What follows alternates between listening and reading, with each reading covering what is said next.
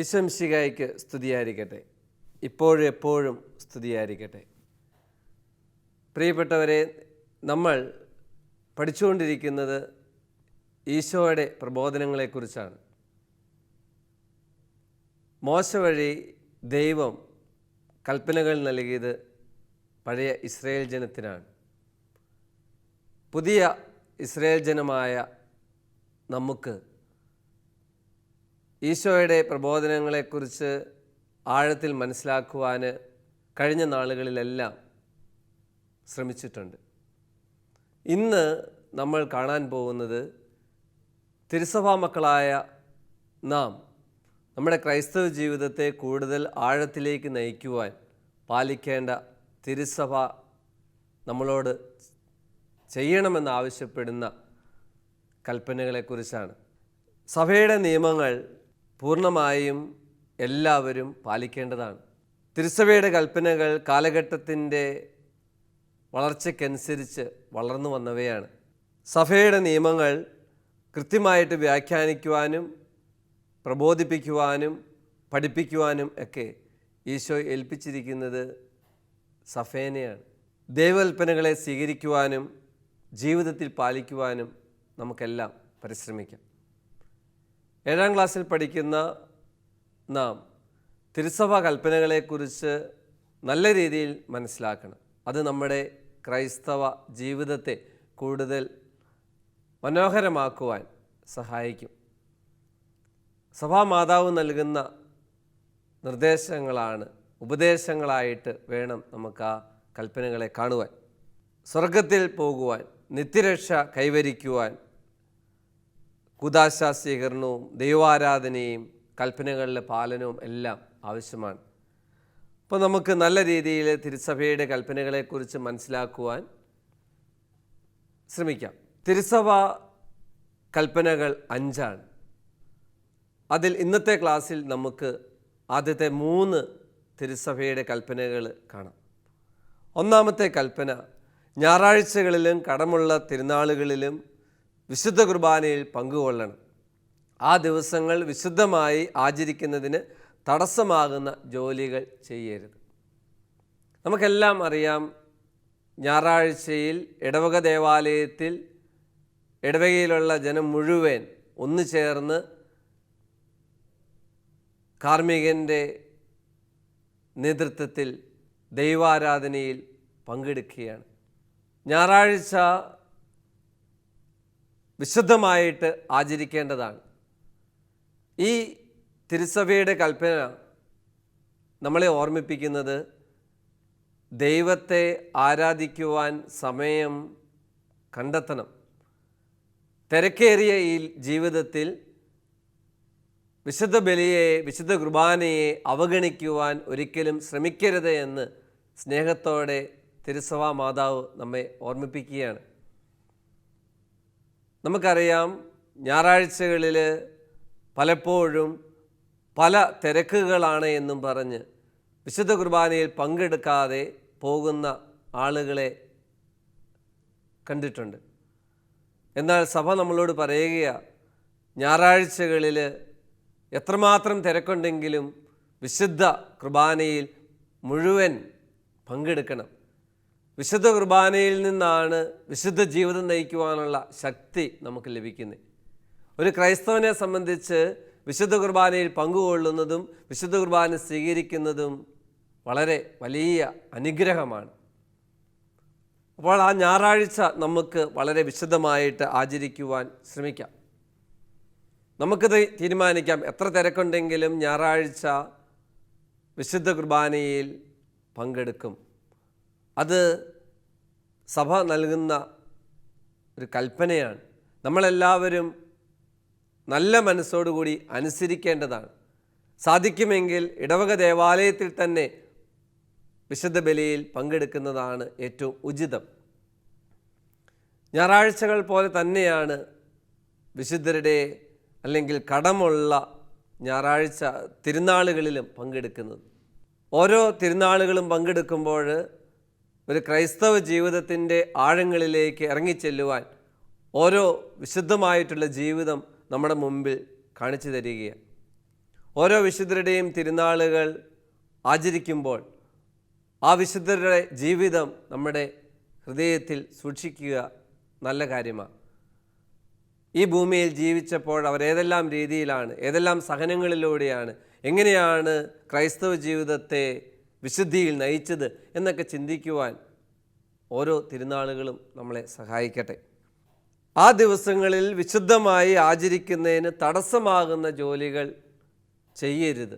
തിരുസഭയുടെ കൽപ്പനകളിൽ ഒന്നാമത്തേതിൽ വളരെ പ്രധാനപ്പെട്ട ഒരു കാര്യമാണ് ഞായറാഴ്ചകളിൽ വിശുദ്ധമായി ആചരിക്കുവാൻ തടസ്സം നിൽക്കുന്ന ചില കാര്യങ്ങൾ. ചിലപ്പോൾ ജോലി തിരക്കുകളാവാം, ചിലപ്പോൾ യാത്രകളാവാം, ചിലപ്പോൾ അനാവശ്യമായിട്ടുള്ള യാത്രകളാവാം.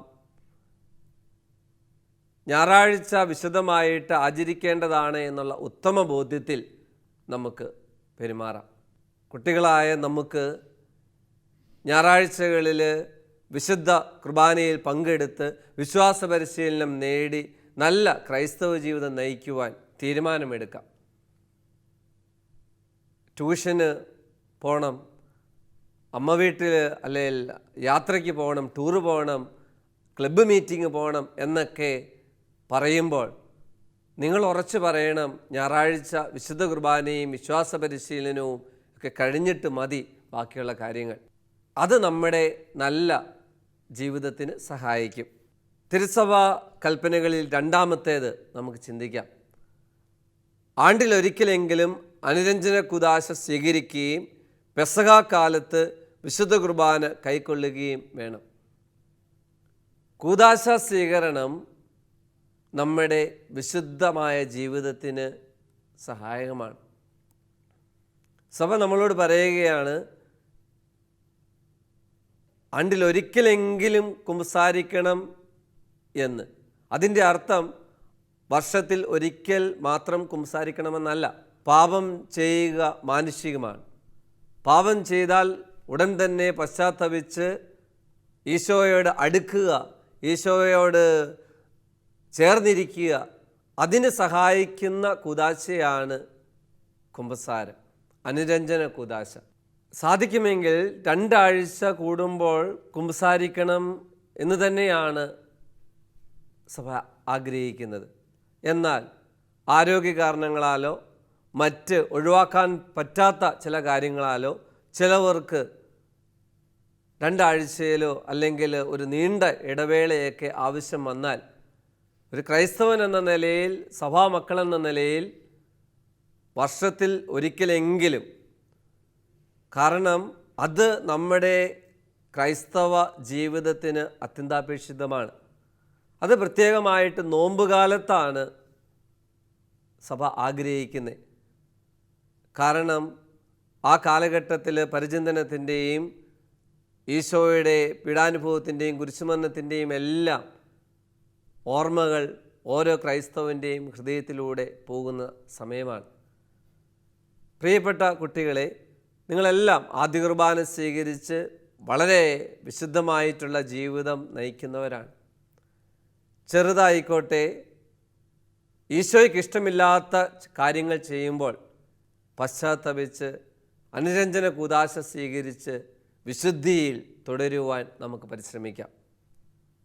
നമ്മുടെ വീട്ടിലുള്ള മുതിർന്ന ആളുകൾ ആരെങ്കിലും കുമ്പസാരിക്കുന്നതിനൊക്കെ ഒത്തിരി അകലം പാലിച്ച് സമയം നീട്ടിക്കൊണ്ട് പോകുമ്പോൾ നിങ്ങൾ ഓർമ്മിപ്പിക്കണം, പെസഹ കാലമാണ്, നോമ്പുകാലമാണ്, സഭ പഠിപ്പിക്കുന്നു ആണ്ടിലൊരിക്കലെങ്കിലും കുമ്പസാരിച്ച് വിശുദ്ധ കുർബാനയിൽ പങ്കെടുക്കണം എന്നൊക്കെ. അത് നമ്മുടെ ഉത്തരവാദിത്തമാണ്. കുട്ടികളായ നമുക്ക് വീട്ടിൽ നന്മയുടെ ചിന്തകൾ പകരാം. മൂന്നാമത്തെ കൽപ്പന, നിശ്ചയിക്കപ്പെട്ട ദിവസങ്ങളിൽ ഉപവസിക്കുകയും വിലക്കപ്പെട്ട ഭക്ഷണ സാധനങ്ങൾ വർജിക്കുകയും ചെയ്യണം. ഓരോ വ്യക്തിയും ചില കാര്യങ്ങൾ വേണ്ട എന്ന് വയ്ക്കുമ്പോൾ അത് വലിയ ഒരു നന്മയാണ്. മതി എന്ന് പറയുന്നത് വളരെ വലിയൊരു നന്മയാണ്. പ്രിയപ്പെട്ട കുട്ടികളെ, നമുക്ക് സഭ പറയുന്ന കാര്യങ്ങൾ പൂർണ്ണമായും ജീവിതത്തിൽ പാലിക്കാം.